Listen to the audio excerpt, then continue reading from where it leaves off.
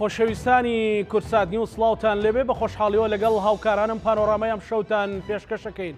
کۆمەڵێک پرسی گرنگ لەسەر ساحەی سیاسی هەرێمی کوردستان ڕوودەدەن. لە ئێستادا وێڕای ڕێککەوتن و تێپەڕینی پرۆژە یاسا و بوونی بە یاسا کە ئێستا یاسای بودجێ کە بە ڕێککەوتنی نێوان هەرێمی کوردستان و بەغداوەیە، بەڵام بۆ 2 مانگە چێ هێشتاش دەنگۆی ئەوە هەیە کە موچە بە لێبڕینەوە لە هەرێمی کوردستان دابەشەکرێت و نێوان هێز و لایەنە سیاسیەکان لە ئاستێکی خراپدایە و بێمتمانەیەکی زۆر لە نێوان هێز و لایەنە سیاسیەکاندا واگەری هەڵبژاردننی پێشوەختێ و هەموو هێز و لایەنە سیاسیەکان ئامادەکاریەکەن بۆ ڕۆژی هەڵبژاردننی پێشوەخت. هەموو پرسیارانەی لای تۆی هاوڵاتی هەیە دەربارەی ژیان و گوزەرانی خەڵک، دەربارەی پەیوەندی سیاسی، پەیوەندی نێوان هێزە سیاسیەکان و تەنانەت دەربارەی زەمینەسازی بۆ نووسینەوەی دەستورێک لە هەرێمی کوردستان ئەم شەو لە پانۆرامادا تاوتوێ دەکرێن بە میوانداری زۆر بەڕێز دکتۆر موسە نامین، سەرۆکی فراکسیۆنی گرتووی ئیسلامی کوردستان لە ئەنجومەنی نوێنەرانی عێراق. دکتۆر ئەندامی زۆر باشە، سپاس دکتۆر، خێر بێت. سپاس دەکەم، داوا لێبوردن لە بینەرانەکەم کەمێک دوا کەوتین لە کاتی خۆمان. دکتۆر من لەوە دەست پێ بکەم، ڕێکەوتنێک کرا، زۆر بەرنامەمان لەسەر کرد، زۆر خەڵک ئومێدی پێی بوو کە ببێتە هۆی ئەوەی کە ئەو لێبڕینی موچێ لە هەرێمی کوردستان نەمێنێت و ئێستا لێبڕینەکە بەردەوامە و گەرموگوڕیشی ئەوە تۆژ نییە لە ڕێکەوتنی، یعنی لە تەطبیقی ئەو یاسایی بودجەیە. زۆر سپاس سەرەتا بۆ بەڕێزت، بۆ بینەرانی بەڕێز. بێگومان پێش 2 مانگیش لەوەی دەنگ لەسەر بودجە بدرێ، من هەندێک تەسریحاتم هەیە لە شیفەکەی پەیجەکەما هەیە کەسێک بێ بۆی بگەڕێتەوە. من کەو کاتە باسیەوەمە کرد، هەر لەم ڕەنگە لەم سەر مێزەش باسیەوەم کرد بێ کە ئەوەی ئەمان بەڕێزان هاتبوون بە چارەسەری بکەن لە بەغدا کێشەی خەڵک و موشەی خەڵک نەبوو، کێشەی خۆیان بوو وەکو حکومڕانی نەوتفرۆش، ئەیانەوە شەرعێتی نەوتفرۆشتنەکە وەربگرن، هاتبوون بۆ حەلکردنی ئەم کێشەیە، نەک بۆ دابینکردنی موچە بۆ خەڵک. ئەوە حەقیقەتە. لەبەرەوەی بەلایەنەوە گرنگ بوو ئەو پرسەی کە زۆر تەرکیزیان لەسرە کرد هەر ئەمە بوو. ئەوی تر ئەو داهاتەی کە قەرارە ئەوان لە بوجا مسۆگەریان کردبێ بۆ خەڵکی هەرێمی کوردستان لە ئەنجامی ڕێکەوتن طبعاً ئەوەندەی پێ نایە، یعنی ئێستا ئەگەر ئەو بودجێ بخرێتە بواری جێبەجێکردنیشەوە کاندێەوە کاری فەنی هەیە بۆتەوەی تەطبیق نەبوونی ئەو بڕگەی تایبەتە بارێمی کوردستان، بەس ئەگەر بچێتە بواری تەطبیقیشەوە کێشە فەنیانەش نەمێنێت، کێشە فەنیەکان بەشێکی پەیوەندی بە تەقدیری خەمڵاندنی ئەو داهاتەیە کە بێ هەرێم بیدا بە بەغدا کە هیناوخۆ نیوەی و داهاتی 250,000 نەوت بە سیعری سۆمەوە، ئەگەرم کێشە هونەریانەش حەل بکەن و بەغدا ڕازی بێ بۆ خەمڵاندنانەی ئەوە مێنێتەوە چی دێ لە دوای ئەوە بۆ هەرێمی کوردستان. ئەگەر هەرێمی کوردستان بەو سیعرێک ئێستانە و دەفرۆشێ، کاتی خۆشی لەوە سەروەختی دەنگدان لەسەر بوجە من وتم دەنگی پێنادەم لەبەرەوەی ئەم بوجەیە ئەوەی تیانە بۆ خەڵکی کوردستان کە پێویستە تێیدا بێ، ینی زمانی تیانە ئێمە وەکۆ گروپەی خۆمان هەوڵماندا کۆمەڵی دەق لەسەر زەمانکردنی موچە و پێدانی موچەی هەرێمی کوردستان پێش هەر ئیلتیزاماتێکی تر ئەمە لە بوجەکەشان وسرا و ناتوانین بڵین هیچ دەستەواژەیەکی تیانە بەدەستکەوت حسێ بکرێ، بەڵام لە نەتیجا ئەوەی کە ئەمێنێتەوە دوای ئەوەی تۆ لە $10 لەوە چێ کەمتر لە سعری سۆمەوەی فرۆشی 250,000 بدەی بە بەغدا چیت بۆ ئەمێنێتەوە لەو داهاتە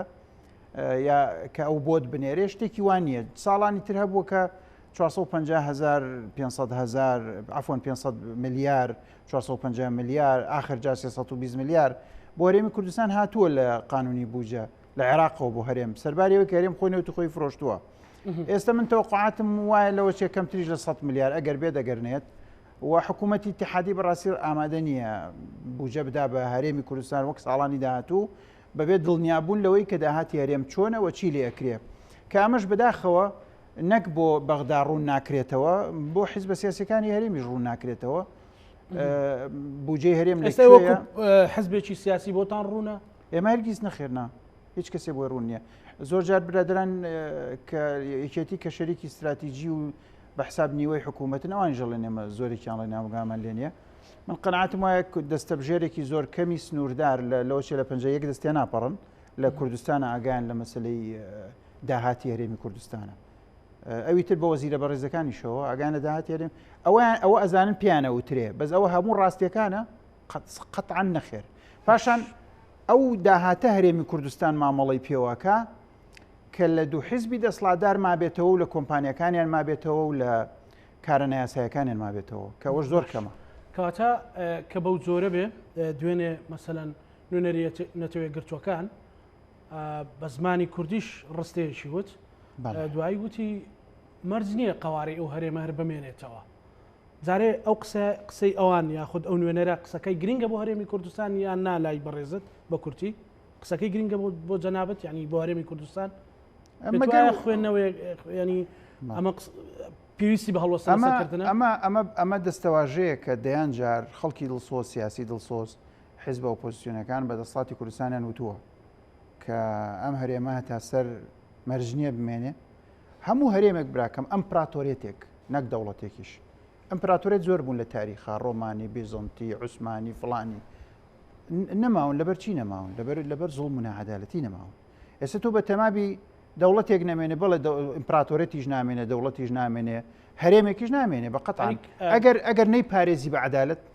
نەی پارێزی بە پەیوەندی باش ناو تەفاسیلاتە بەڵام ئێستا قسەی ئەوروپی و ئەمریکیەکان گرنگە گەر پشتیوانینەکان لە هەرێمی کوردستان قوارەکە هەرێمی کوردستان هەر بەوە ماوە کە ئەوروپی ئەمریکی پشتیوانی لێکن ئێستا کە ئەوروپیەکان ئەڵێنەمە زەنگ نییە طبعاً هەر بەوە وجودی هەیە ئێستا ئێمە بە خەتی 36 ئەوە هەینیانی ئێمە بە پرۆڤایت کۆمفۆرتی وەختی ئەمریکا پێشنیاری کرد بە خەتی سەوز و خەتی سوورەکانی کە کێشرابوون کە نابێ بەعز بێتە ئەم منطقە ئەم بەوە دروست بووین بە پشتیوانی ئەمریکی و ئەوروپی دروست بووین و بەبێ ئەو پشتیوانیە قەتعاً نامێنین باش کە هیچ دەوڵەتێکی ئەقلیمی ئاواتە خواسی مانی ئەم جۆرە قوارە نیە. یەکەم جار عێراق دوای دەوڵەتانی دراوسێ ئەوان لەگەڵ بوونی ئەم مۆدێلە نین یعنی ڕاستە ئێستا ڕێز لە هەرێمەگرن مامەڵی لەگەڵەکەن ئەوەی لەگەڵەکەن بەس ئەمە ئەمری واقع لە سەریان فەرز بووە. ئەجینا ئەگەر مەسەلەن ئێران ئەگەر مۆدێلی پێخۆش بێجا لە هین دروستیەکە لە سنە دروستیەکە ئەگەر تورکیا مۆدلی پێخۆش بێ لەوان و دیاربەکر دروستیەکە ئێخۆ ئەگەر عێراقی ژەمەی قبول بووە بۆ شیعەکانی بەسڕێدا ئانا مەسەلەن هیچ کەسێکیان لەم حکوومەتانە نەک فکرەی دەوڵەتێکیان بۆ کورد پێ قبول نییە لە ڕاستیا هەرێمێکیان پێ قبول نییە. ئەم هەرێمە بە باش نازان لەوان لەگەڵ دەوڵەتی مرکزیان دەوڵەتێکی یەکگرتووی مرکزی ئەمە قەناعەتی سیاسی خۆیانە بەس ئێمە بێگومانم قەناعەتە سیاسی ئەوان بۆ ئێمە مەترسیدار و خەتەرە ینی باش ئێمە شێوەیە بێ کە تۆ تا ڕادەیەک مەسەلەن کەسێتیکی سیاسی باڵایەکێتی نیشتیمانی کوردستان کە هاوسەرۆکێکێتیە بەڕێز بافڵ تاڵبانی ئەڵێ خەڵک متمانەی نەماوە تا ڕادەیەکی زۆر مەسەلەن لە ئاستی باڵای ئەوە ئەڵێ کەواتە ئێستا مەترسیەکان لەسەر قوارەی هەرێمی کوردستان و لەسەر ئەو قسەی بلاسخارت چێن مەترسیەکان ئێران و تورکیا و عێراقن یاخود ناوخۆی خۆمانە هەموو مەترسیەکی دەرەکی ئەهەمیەتی خۆی هەیە بە حساباتی خۆی بۆ بکرێ بەس مەترسی هەرە گەورە مەترسی ناوەیە بنموناگەر ئێمە مەناعی لەشمان بەهێز بێ هیچ ڤایرۆس و باکتریا و میکرۆبێک کە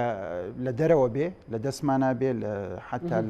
لە ژینگەمانە بێت تەسیرمان ناکە ئەگەر مەناعەمان زعیف بێ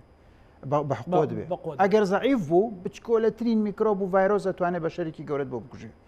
کێشەکەوەی ئەگەر تۆ مەناعی داخلیت نەبوو یعنی سەر ڕۆحی ئینتیما بۆ ئەم نیشتیمانە سەیری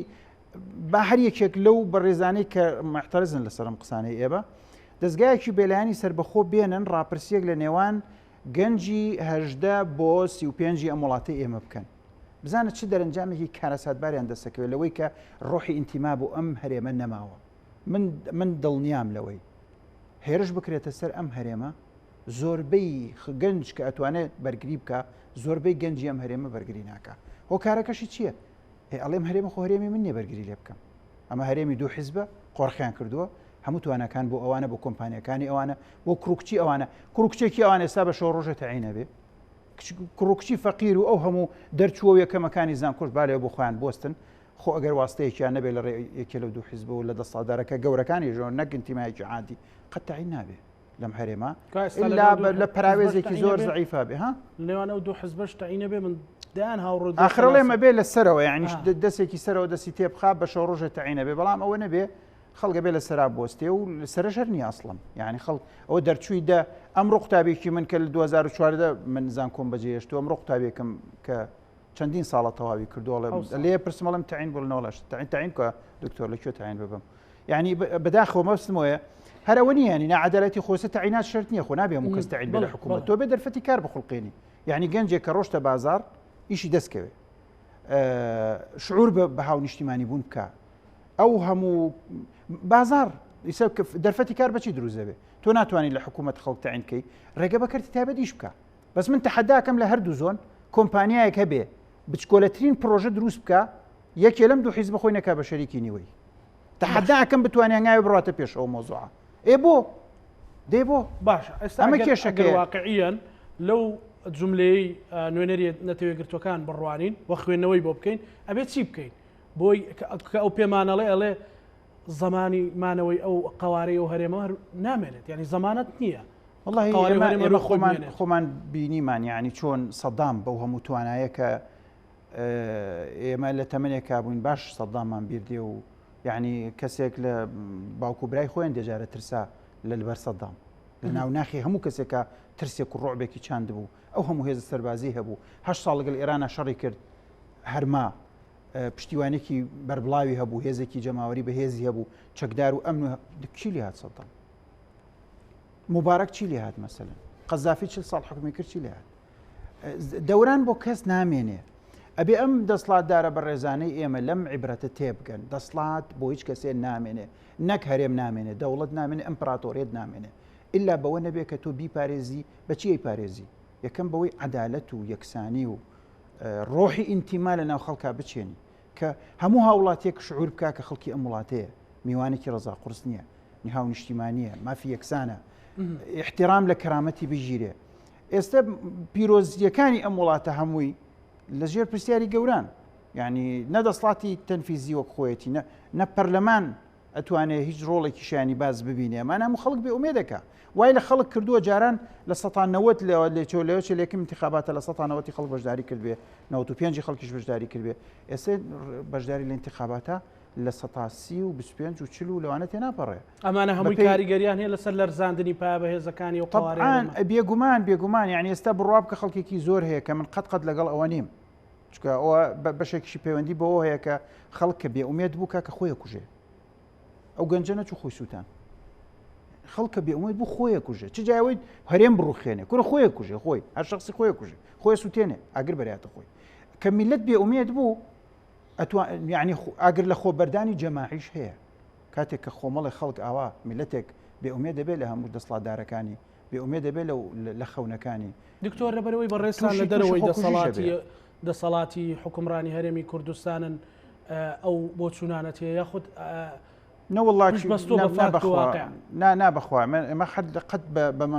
منزوری حیزبی هەرگیز بەکار نایانی لەم هەڵسەنگاندنا نەزانی بۆ لەبەرەوەی ئێستا من هەر هەوڵ دەم زۆر حکوومەتی هەولێریش بڕوخێنم بۆ منە چمەجێ حکوومەتی هەولێر بیش ڕوخێنم حیزبی لە پێش من هەیە پچێ و دەسڵاتە وەرگێ و سوود لە قسانی من وەرگێ و ئێمە وەکو تربێتی خۆمان وەکو یەگرتو هەرگیز ئەخلاقیان ڕێگە بە خۆمان نادەین بۆ مەسلحەتی حیزبی لە مەسائلی مەسلحەتی گشتی نەتەوەیی بدەین یا لە مەسلحەتی گشتی کۆمەلگا بدەین ئەوە بە حرامە زانین بە ئەخلاقی نازانین لەبەرەوە هەرگیز ئەمە دافعی ئەم قسانی من غێری دڵسۆزی نەبێ غێری وشارکردنەوەی ئەم دەسڵاتدارانە نەبێت کە ئەگەر دەسڵاتی خۆیان بپارێزن خۆیان سوودمەندی یەکەمن یعنی سەگە سەدام تۆزێک حرمەت و عەقڵیە بووە تۆزێک شێد نەبووە بەو هەموو دیکتاتۆرێت و نێشۆکە هەیبوو کوڕا کوڕی ڕەنگە حکومی عێراقی بکردایە بەس پێویستی بە تۆزێک حکمت و عەقڵ و ئەخلاق و عەدالەت هەبوو ئەمە بۆ ئەم قسەیە بۆ حکومڕانانی هەرێمیش ڕاستە ئەیانەوێ بمێنن هەر بۆ خۆیان نەبوو کەس نەبوو ئێمە با خۆیان لەجێ خۆیان بمێنن کاکە بەس يعني حکومڕانی کە ڕێکوپێک بکەن تا خۆیان بمێن لە دەسڵاتە بەس ناکرێت تۆ بتەوێ خەڵک هەمووی ناکرێت دەسڵاتدارێکی هەرێم 15 ساڵە هەمووی 15-16 ساڵە هەرێمێکیان بەدەستەوێت تۆزە پارێتیایە ناکرێمە 50-60 میلیارد لێرمان لەم سەرکردە سیاسیانە بۆ دروست بوو بێ یعنی ئەمە بەس قانونێکیان بۆ ترکەڵمە لە کوێ هێنا غێری دزینە بێ ئەمە چییە چۆن تۆ ئەم هەموو سامانە لە کوێ کۆ کردەوە ئەم هەموو کۆمپانیایە چییە هەتە ئەم هەموو باڵەخانە و ماڵ و ئەمانە لە شو هەتە ینی لە وڵاتانێکە کە احترام هەبێ بۆ نەزاهەت وەزیرێک کارتی بنزینیان داوەتێ لە وڵاتێکی ئەوروپی وەکو سوید مەسەلەن بەغەڵەدە و کارتی بنزینێ بەکاربێنێ بۆ خۆی بۆ خێزانێ لەسەر وەزیرێکیان دەرکرد لە سوید خۆی ناچارن کرد استیقالە بکە یەتە سەرەوەی لێرە نەک 100 میلیۆن دۆلار زەوی ئەم وڵاتە گشتی داگیر کراوە وەکو عەرزم کرد دەرفەتی وە بەرهێنان ئێستا بڕۆ هەر کەسێ بێت دەرفەتی وە بەرهێنان دروستکە داگیر کراوە لە تەماتە و خیارەوە هەتاوەکو دەرمان هەتاوەکو هێلکە تا نەوتە تا هەموو شتێ داگیر کراوە حتى دووگیش داگیر کراوە یعنی شتی زۆر بێمەعنا هەیە لە وڵاتە شتی زۆر بێمەعنا هەر دەسڵاتدارێک ئێستا بۆتە مافیایەک باندێکی هەیە دەسڵاتی هەیە خەڵکە چێ بێ بە شەریکی ئەو ئەوش لێ دانیشتۆ بخۆی بە توورەکە پارەی بۆ ڕەت بۆ ماڵەوە کە بوو ئەمە لەسەر چه ئەساس مەجال بدەن خۆی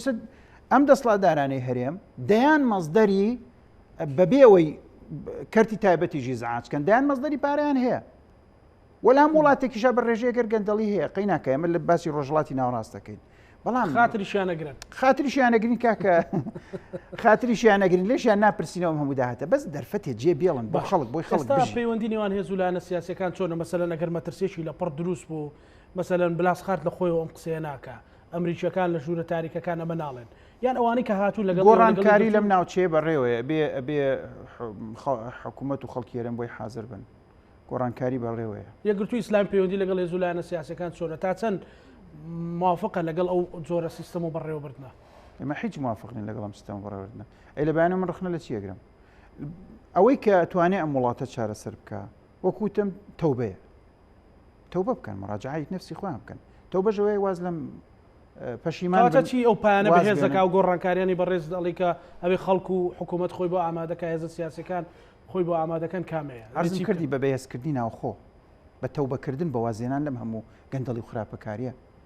تۆ ناکرێ باز لە یەکڕیزی وەکڕیزی هێزە سیاسەکان بکەی و لاشەوە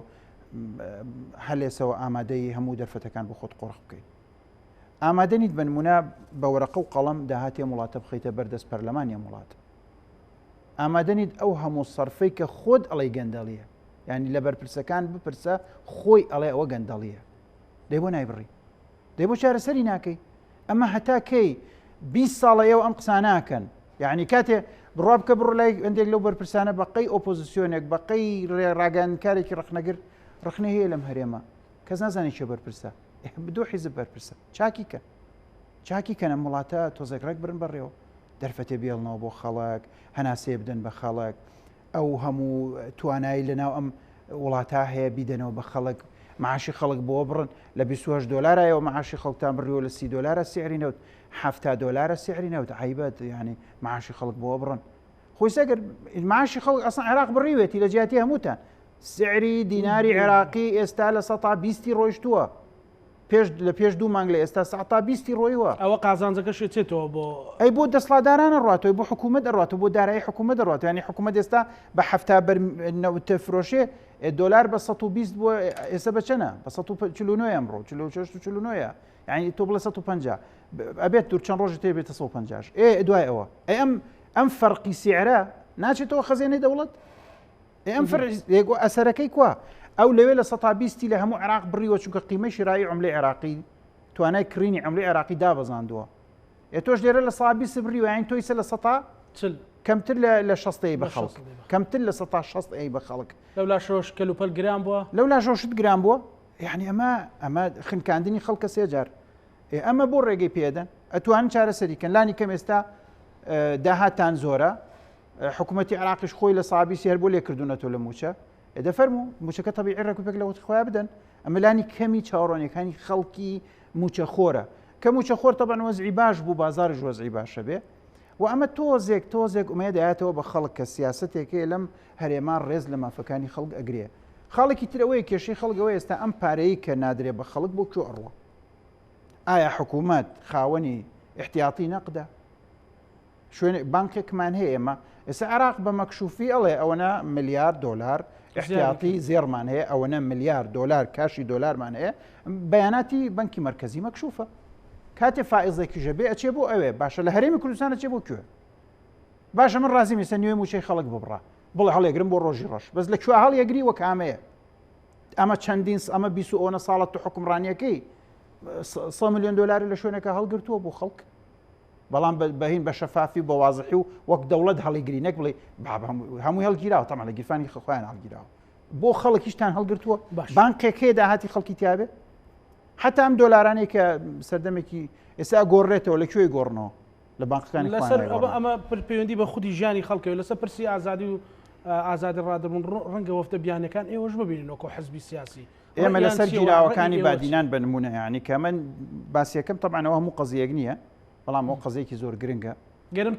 گەرمترینیانە و ئاخرینیانە و یەکێک بوو لەو تراجیدیانەی کە بە سیاسیبوونی قەزایی دەرخست کە کۆمەڵێک خروقاتی قانونی بێ سنوور کرا لەو مۆزوعە بەداخەوە لە محکمەی تحقیقا کرا دوای چوە محکمەی جینایەت هەمان خروقات خراپتر نەبێت چاکتر نەبوو چوە محکمەی تەمیزیش بە هەمان شێوە ئێستا چوەتە هەیەتێکی مۆسع لە تەمیز بەڵکۆمە خۆیە وجدانی قازیەکان تۆزێ بە لە خواترسان و بە ئینساف و بە مۆزوعێت و سەیری ئەو بابەتە بکەن و بزان کە ئەو حکومە نەعادلانەیە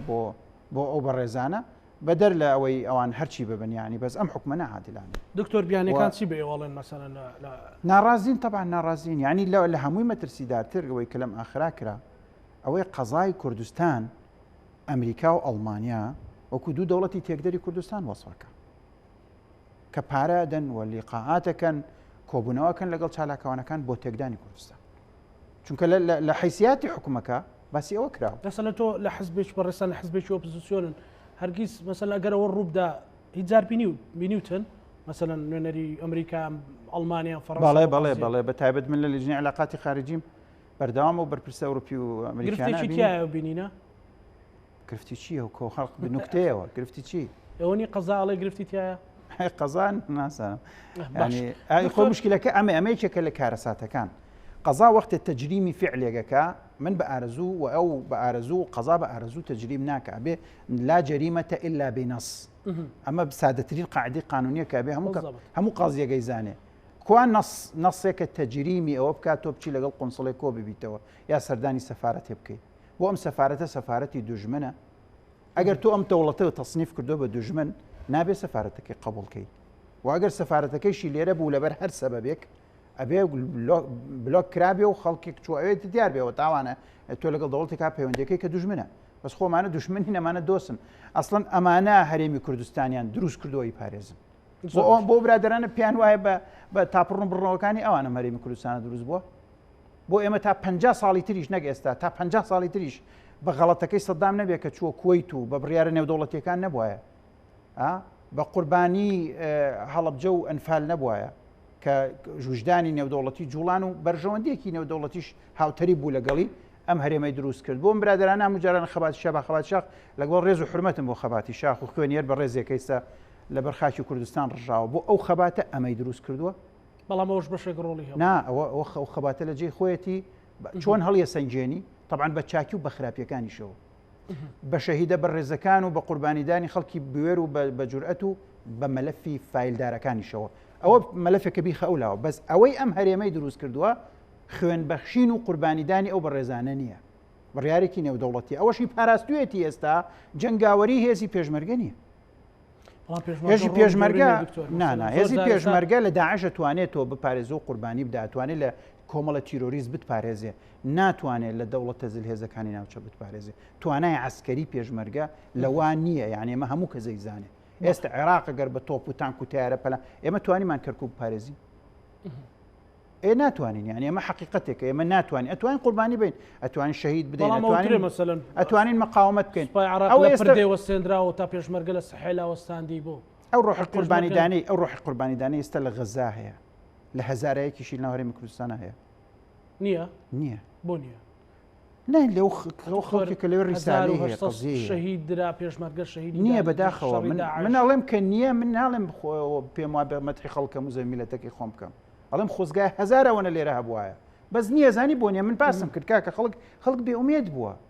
ئێستا سبەینێ مقاومەتش بکەی کێکا بێ گەنج بکایە گەنجە نانی نییە ئومێدی نییە خۆی سووتێنێ ڕاکە لە ئیجاخن کێ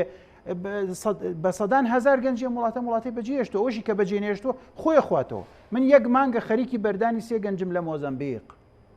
مۆزەمبیق گەنجی کورد چووە بینێرن بۆ خارج گەوێتە مۆزەمبیق من یەک مانگە خەریکی سێ گەنجی کوردم لەوێت بەرەڵایان لە ڕێگای وەزارەتی خارجی عێراق و لە ڕێگای سەفارەتی عێراق لە جۆهانسبێرگ و لە ڕێگای لە حەو شوێنە من خەریکم لە ڕێگای سەفارەتی ئێستا مەبەستەوێ لە ئاستەنێ دەوڵەتیەکە ئەگەر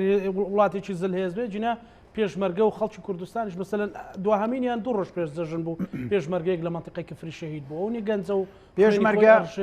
پێشمەرگە و خەباتی پێشمەرگە لەسەر خەڵکێکی قوربانی دەرن حتا حکوومەت هێرێمی زوڵمیان لەکە پێشتریش پێشمەرگە شانازی بۆ قوربانی داوە خوێنی بەخشی و وتمەوە فیلێکە بیخ ئەولاوە من ئێستا باسی پارێزگاری لە هەرێمەکەم تو پێشمەرگە توانای هەیە گروپێکی تیرۆریستی وەکو داعش پەلامار بە لەوانەیە ئەو پەڕی توانای خەرچکە لەوانەیە بتوانێت بە پشتیوانی نێودوڵەتیوانە چاریکە بەس کاکە کە مۆزوعەکە پشتیوانی لە دەوڵەتیمان نەما ئێمە وەکو هەرێم توانای ڕوبەڕووبوونەی دەوڵەتی قلێمیەکانمان نییە ئەتوانین تورکیا دەرکەین لە هەرێم مەسەلەن بنمونە ئەوە تورکیا دێ هەموو ژێڵێ ناڕازین ئێتوانی جواب بکەی بۆ عێراقیش ئەتوانێت ئەوە بکە ئێستا خۆ عراقیش نایە بیکە دکتۆر ئێمە بەرەوەستمەوە ئێمە توانامە سنووردارە ینی ئێمە چۆن خۆمانە پارێزنکە کە بە عەدالەت وڵات دەپارێزرێ بە دڵخۆشکردنی خەڵک بە ڕێزگرتن لە کەرامەتی ئینسان بەوەی کە کەسێک لەم وڵاتە زوڵمی لێکرا هەردوو حیزب بۆی بێنە سەر پێ کە ئەو ئێحساس کە ئەمانە حیزبی ئەویشن مانە حکومڕانی ئەویشن کاتێ لێ قەومێ بچن بەدەمیەوە خەڵک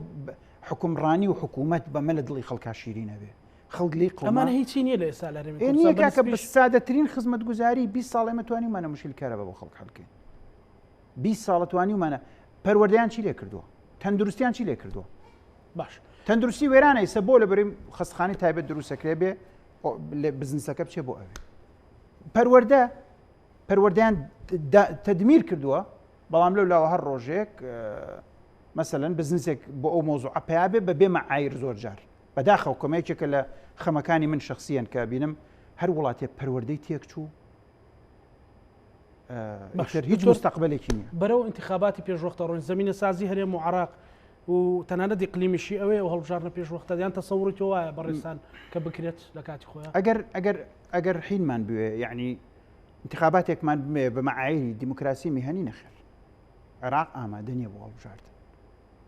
لەبەرەوەی کە یاساکەی خراپە تا ئێستا یاساکەی خراپە ئەم ئێوارێ سیستەمێکی هەیە ناڕوونە و مامەڵە لەگەڵی زەحمەتە کۆمیسیۆن ئەو مەهارەت و میهەنیەتەی بۆ دروست نەبووتەوە لە دوای گۆڕینی کۆمیسیۆنی پێشوو کۆمیسیۆنی پێشوش گەندەڵ وەزعی ئەمنی لە زۆر شوێن دەسڵاتی تەنفیزی و ئەمنی توانای تەواوی تەزویری هەیە هیچ مقاوماتێکی ڕێگرتن لەم کارەساتە نییە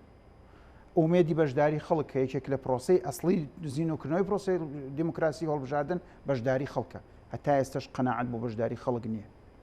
ئەوەی کە بتوانێت ڕێگە بگرێت لە تەزویر لە ڕووی ئەلکترۆنیەوە تەسجیلی بایۆمەتریە تا ئێستا زۆربەی عێراق بەشێکی زۆری تەسجیلی بایۆمەتری نییە و یعنی ئەم ئێوارەی عالیێنی سەیفی ژەڵێ عێراق ئامادە نیە بۆ انتخابات هەست ناکەی وردە دەنگێک پێیا بێت کە جگە لەوەشی کە گۆڕانکاری هەرێمایەتی لەم ناوچەیە هەیە دان لێک چڕکردنەوە هەیە لە زۆرێک ناوچەکانی عێراق لە بینی شەقام و حکوومەت و میلیشیاکان و فەسائل و حەشد و فڵان و نازام ئەنواع عشکاڵ عێراق پڕ بووە لە چەک پڕ بووە لە تەناقوزات قەرار نەبووە هەڵبژاردنە بەبێت چەک بکرێت دەیکوات بێت چەک چۆن نەکرێ کێ ئەو چەک بەوانە داگە ئەوان ڕۆژ بە ڕۆژ حەشد ئەکەن بە مقدس و پیرۆز ینی دکتۆر ئێستا ئەگەر هێزوو لایەنە سیاسیەکان سبەی انتخاباتەکە گریمان بە هەموو ئەوەی بەڕێزت باسەکەی کرا بەچی بستنە بەردەم خەڵک بۆ نمونە یەکگرتووی ئیسلامی کوردستان یەکێتی پارتی بەچی ئێستنە بەردەمی خەڵک ئەڵێن چی ئێمە من ئەگەر مەسەن من وەکو یەکێک لە کاندیدەکانی یەکگرت و پێشتر بووم و لەوانەیە لە انتخاباتەش وەکو ڕاگەیەنراوە کاندید بم من یەک قسەم بۆ خەڵک کردووە وتوم ئەگەر من هەموو توانایەکی خۆم علمی ئەخلاقی زمان جورئەت بۆتانە خەمەگەڕ هەرچی بتوانم ئەیکەم بۆ خەڵک بەڵام وعدی هیچ شتێک بە کەس نایە و بە خەڵک نایە چکە زانم ئەم عێراقە ئاڵۆزە هی ئەوە نییە تۆ دانیشی وعدێکی دیاریکراوە بە خەڵک بدەیت لانی کەم ئەکرا ئەو وعدا توانی بدەیت بڵێ من ئەگەر یەکێ لە باشترین پەرلەمانتارەکان نەبووم دەنگم مەدەنێ کاتی خۆ منەوە وتووە ئێستا ژەگەر ئەوم لە سەلمان بێ بۆ خەڵک باش کرێ ئێستا بڵێ مەسەلە لانی کەم هێزولانە سیاسەکان وعدێک بە خەڵک بدەن بڵێ لانی کەم بە یەک ڕیزیە چینە بەها پێت وایە ئەوەش دروستە بێ وعدەش جێبەجێ بێ لانی کەم شتێک من ئەوە من بە خەڵگەڵێم هیچ پێویستی بە وعد نییە هەر شتێک پێویستی بێگرێت تۆ بەڕێزت نا باسی منیش نان باسی عامەکەم منش باسی عامەکەم بەوانەشەوە کە زۆر دژن لەگەڵ مەسەلەن دوو حیزبی دەسەڵاتداری هەرێم یعنی باعتیبار یعنی زۆر خۆیان جیا کردوتۆ لە ئەوان کاتی قەزیە بوو بە مەسلحەتی نەتەوەیی کورد لەوێ هەموو یەکەگرن هیچ پێویستی بە ئەم شعارات و دروشم و حکایەتە نییە زانی بۆچی لەبەرەوەی من ئەگەر بە یەکگرتنم لەگەڵ هەر حیزبێکی تر بزانم بەرژۆندێکی بۆ نەتەوەکەم تیان ناتوانم نیکەم ئەخلاقم ڕێگەم نادا هەستی کوردایەتیم ڕێگەم نادا بەڵام ئەگەر ڕێک ڕیزبوون لە بریتی بێ لە پشتەوە ڕیزبوون یا لە تەنیشت ڕیزبوونەوە دوو مفهومی زۆر چایە یەک ڕیز بین بە ئوفقی یا بە عمودی ئەگەر بە ئوفقی بێ ئەوە هەمومان لەگەڵینی یعنی هەموو کەس بخوێنرێتەوە لە ڕیزابێ بۆست بۆ نەتەوەکەی ئێمە ئەوەیان ڕازین ئەمما یەک ڕیزبوونی عمودی کە من لە پشتی سەری خەڵکەوە ڕیز ببم حتمما ئەوە ناکە باشەوەی دکتۆر ئەمڕۆ بڵێ لەبەرەوەی هیچ بەرژەوەندێکی نەتەوەی تیا نابینم ئەمڕۆ لە پارێزگای هەڵەبجە و لە سلێمانیش بۆ پشتیوانی خوشک و براکانی فەڵەستین کورد مەسەلەن ژمارێک لە خوشک و براکان خۆ پیشاندانێکیان کردو و دروشم و شعارات هەبووە و هێزە ئیسلامیەکانی هەرێمی کوردستان شتێدا بەزەقی بەشدار بوون زۆر ڕەخنە ئەگیری ئەڵێن ئەمە نەئەبوو بکرێ یاخود حەق نییە ئێمە ئەو متعاتیفە بین لە ڕوانگە ئینسانیەکە نە لەبەرەوەی فەڵەستینیش دژی ئێمە بۆ فەڵەستین دژی ئەفرین بۆ فەڵەستینیەکان مووقفیان نەبوو دژی ئێمە باشە 22 دەوڵاتی عەرەبی بۆ قسەیەک ناکەن بۆ ئێمە لێرەی کورد قسە بکەین ئەمە لە چەند ڕوانگەیەکەوە خوێندنەوەی بەڕێزە هەڵەیە طبعاً بیر بۆ چونانە 100% هەڵەیە ئەو لە هەموو ئەو قسانی وترای کە جەنابەت تەما قسەی خەڵکە نەقلەکەی هەمووی بێگومان یەکەم هەموو دەوڵەت نەک دەوڵەتە عەرەبیەکان گەورەترین مزاهرە و خۆپشاندان لە مێژووی لەندەنە ئەوە بوو کە بۆ فەڵەستین کرا لە نیویۆرک کرا لە هەرچی ئاسیمەکانی ئەوروپای کرا خەڵکە خەڵک بڵێ خەڵک ئێمە ژەر خەڵکی ئێمە ژەر خەڵکی نۆکۆ خەڵکە بەس ببوورە ئەوە هیچ هەموو دەوڵەتی عەرەبی کردویانە و بەڵام دەوڵەتی عەرەبی میلەتانی عەرەب ئەتوانن هاوسۆز بن و ڕازگۆ بن دەوڵەتە عەرەبیەکان زۆربیان مۆزوعەکان هەر فرۆشتووە لە ئەساسەوە یان ئێستا ئیحراجن کە هەندێک تەسریحات ئەدەن ئەم قەزیەی فەلەستینە قەزێکی ئینسانیە پێشە شتێک یعنی ڕاشیل کۆری بنووسە لە گوگڵ ڕاشیل کۆری کێ کچێکی ئەمریکی کالیفۆرنی تەڵەبەی جامیعە بۆی کە بزانێ وەزعی فەڵەستین و ئیسرائیل چۆنن کێ زاڵمە و کێ مەزڵومە ڕۆژ بۆ فەڵەستین سەیری کرد بلدۆزەرەکان ماڵی فەڵەستینیەکانە ڕوخێنن ڕۆژ لە بەردەم بلدۆزەرێکا بە گیانی خۆی دیفاع لە ماڵی فەڵەستینیە بکە چوو بەسەریا و کوشتی هەموو ئازادی خوازەکانی عالم لەگەڵ باهەکانی دیموکراسیەتە ئەوەی ڕوانگە ئینسانیەت و ئازادی خوازیەوەیە من هەموو ڕوانگەکانی تایە بەس من ئێمە ئەڵم یەکەم ئەمە قەزی ئینسانیەتە قەزی ئازادی خوازانی دنیاە قەزی دیموکراسیەتە قەزی عەدل و زوڵمە دووەم قەزیەکی ئیسلامیە بەڵێ سێهەم قەزیەکی عەرەبیە ئەمما پێش لەوەی قەزیەکی عەرەبی بێ یا فەڵەستینی بێ قەزیەکی ئیسلامیە و پێش لەوەش قەزیەکی ئینسانیە قەزیی فەڵەستین یعنی قەزیەی نەبوونی دیموکراسیەت زوڵم کوشتن مناڵکوژی گەمارۆدان و خنکاندن تەهجیر و ترانسفێری 5-6 ملیۆن مرۆڤ لەسەر ئەساسی ڕێگەسپارتی ئەوان هیچ کات لەو نەهامەتیانی کورد متعاتیف بوون لەگەڵ کوردە ئەمایان پرسیارێکی وەجیهە ئەوروپا و ئەمریکاش وەکو پێوزێکڵێ متعاتف نەبوون هەرە ئەمریکایی سە باسی دەوریمان کرد ئێمە لە خێما بوون لە هەڵەبجە کیمیاییمان لێ درابوو لە ئێرانە لە خێما بوون ئیزاعی BBC گوێم لێ بوو ئێستاش لە گوێم مازرنیانێتەوە وتی راپۆرتەکان ئەمریکا باسیەوەکەن چەکی کیمیایی لە هەڵەبجە بەکار هاتووە بەس نازان لە چێ بەکارێنەوە ئەوە نەک شعبی ئەمریکی ئەو حکوومەتی ئەمریکی ژاوە کاکە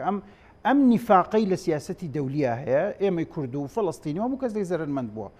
اینجا بڵێ مووقفی ئیجابی لە فەڵەستیەکان بۆ کوردێ بەڵێ فەڵەستینی من بەدەیان سەرکردیان لێ ناسم زۆر کوردیان خۆشەوێ کە باسی سەلاحەدینەکەی شاگەشکا بن شانازی بە سەلاحەدین و مێژووەکەن شانازی بە دەیان خێڵی کوردەوە کە تا ئێستش لە ساڵ 10 بۆ 15 میلەتی فەڵەستین کوردن بەو شێخ جەراحەش ئێستا تەهجیریانەکە ئیسرائیل شێخ جەراح پزیشکەکەی سەلاحەدینی ئەیوبیە وەک ئەو گەڕەکە گەڕەکی کوردی کوردە بە ئەسڵ و ئەمونە کوردی و پێش لە یژ کامل الکورد لە ئەزمەی پێشوە کە من خۆم بە شخصی بینیم لە ئەستەمبول جارێک کوردە ماڵی ئەویان یەکەم ماڵ ڕوخان لەبەرەوەم قەزیە بوعدی قەومیشی تایە بوعدی ئینسانیشی تایە بوعدی دینیشی تایە ئەمە هێرش بوو بۆ داگیرکردنی مزگەوتی ئەقسا و قودس ئێمە لە قورئانمانە وەکو مسلمان هاتووە کە سبحان الذي أسرى بعبده من المسجد الحرام إلى المسجد الأقصى الذي باركنا حوله ئێمە لە حەدیثی پێغەمبەرمان هاتووە صلی الله عليه وسلم کە ئامۆژگاریمانەکا و ئەمرمان پێکا کە بارگەمان پێچینەوە بچین بۆ عیبادەت بۆ قودس هەروەکو چۆن ئەچین بۆ مەککە هەروەکو چۆن ئەچین بۆ مزگەوتی مەدینە سێ مزگەوت دەتوانی باری بۆ پێشتەوە کۆچی بۆ بکەی لەوێ عیبادەت کە نوێژێکی بە 500 نوێژە شوێنی پیرۆزی مسلمانانە من ناتوانم یعنی مقدساتم بخرێتە ژێر هێرشەوە بڵند دیفاعی لە ناکەم قەزی عەرەبە و کەسێک کە متەدەین نەبێ مافی خۆیەتی وا بڵێ ئەوە هەموو توانای فکری خۆی ئەوەندەیە بەس ئەوەی کە متەدەینە تۆ ناتوانانی متەدەینی ژنێ خۆ ئینسانیەت هەیە لێرە ئەمنیش ئەڵێم یعنی ئەمە منزورێکی ئیسلامیتیە منزورێکی ئینسانیتیایە حاخامە جوولەکەکان لە نیویۆرک و لە لەندەن بەشداری لەگەڵ فەڵەستینەکان هاکەن لەوەی کە ئەڵێن ئەمەی جوولەکەیکە قڕانە جینۆسایدە ترانسفێرە ڕەگەسپەرستی دینیە نظامی ئاپارتایدە هەتا 10 ساڵ بەر لە ئێستا الأمم المتحدة أيوت إسرائيل وصهيونية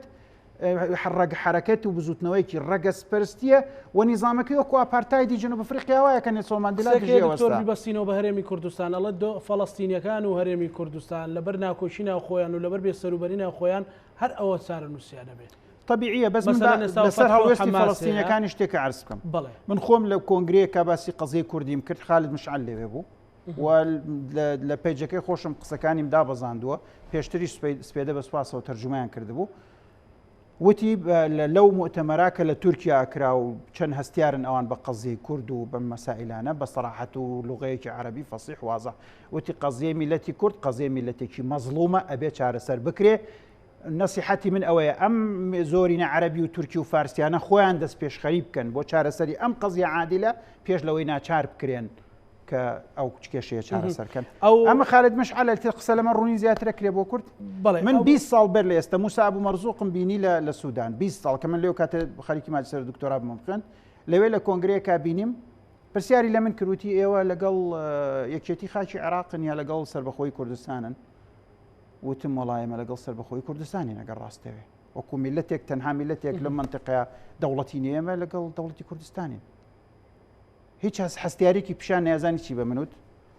وتی لە ڕاستی ئەوە چارەسەرە وتی میلەتەکەی ئێوە ئەوەی ئەوەیە ئێوە وەکو حرەکێکی سیاسی ئەوەتانەوێت تم نەخێر هەر کوردێ درۆزن نەبێ لەگەڵ سەربەخۆی کوردستانەیە وتی دەی ئەوش لەگەڵەوە نەیوت نابێ و دکتۆرە قسەیە تا چەند ڕاستە مەسەلەن فەڵەستینیەکانیش و کوردیش لە هەرێمی کوردستان قوربانی ئەو ناکۆشیە ناوخۆیانن قوربانی ناکۆکی ناوخۆین قوربانی گەندەڵین گەندەڵی حرەکەی فتح و سوڵتەی فەڵەستینی کە هیچ کەمی نییە لەمەی ئێمە زۆر تریش بێڕەنگە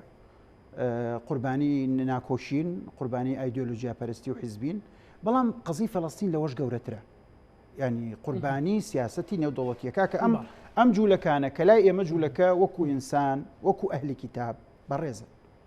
جوولەکە وەکو دیانەت دیانەتێکی ئاسمانی دیانەتی پێغەمبەری ئێمەیە کە موسای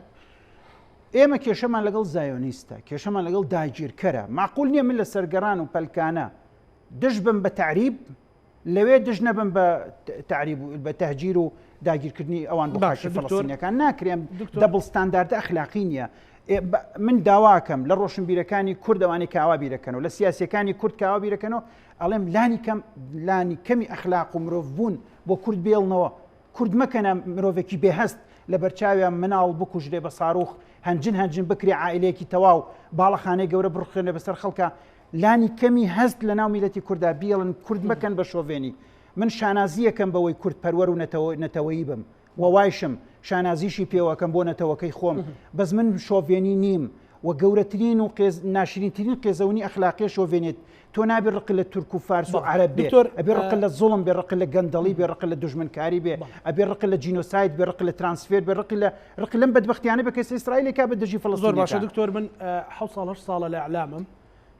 ڕەنگە تا ئێستا 7 بۆ 8 مقابلەم لەگەڵ بەڕێزت کرد بێ دۆخەکان وەک پێویست نەچوونەتە پێشەوە ئەگەر خوا کردی بەدەست خوایە ماین و نەمردین تەسەوڕەکەی ساڵیشترە و کاتانە هەرە قسانە دووبارەکەینەوە لەسەر دۆخی هەرێمی کوردستان زۆر بە کورتی من بێ ئومێد نیم و داواکەم لە خەڵکیش بێ ئومێد نەبن داواکەم لە خەڵکیش هەڵوێستیان ببێ هەمیشە بە ئومێدەوە بژین ئەوەی ئێستا بەدەستینایانی ڕەنگە ساڵەتیش هەر بەدەستی نێنی بەڵێ هەرم قسانە بکەینەوە 2 ساڵی تریش 3 ساڵی تریش بەڵام بێ ئومێدت هەبێ لانی کەم ئەگەر وڵاتەکەت نەچوەتە پێشەوە تۆ لە ئاستی ئەخلاقی خۆتە بچیتە پێشەوە لانی کەم هەڵوێستەکانە بچنە پێشەوە لانی کەم تۆ بەشێ نەبی یعنی تەسلیم نەبی تەسلیم مەبە تۆ یعنی تۆ مەبە بەشێ لەو گەندەڵیە تۆ مەبە بەش ئەرەوە خۆت بپارێزە دڵنیام ئەم زوڵمەش کۆتایی پێدێ ئەم گەندەڵیانەش کۆتایی پێدێ بە ئومێدەوە بژین وڵاتەکەشمان چاگە بێ بەس پێویستمان بە هەڵوێست و بە ئومێد و بە هۆشیاری و بە هەڵوێستە زۆر سپاس بۆ بەڕێز دکتۆر موسا نامی بڵێم کەسێتی سیاسیان پەرلەمانتار سپاس بۆ بەڕستان. خۆشەویستان لەگەڵ هاوکارانم پانۆڕامەیەم شەومان پێشکەشکردن هەموو لایەکتان ئەمانەتی خوای گەورە بخواتان لەگەڵ.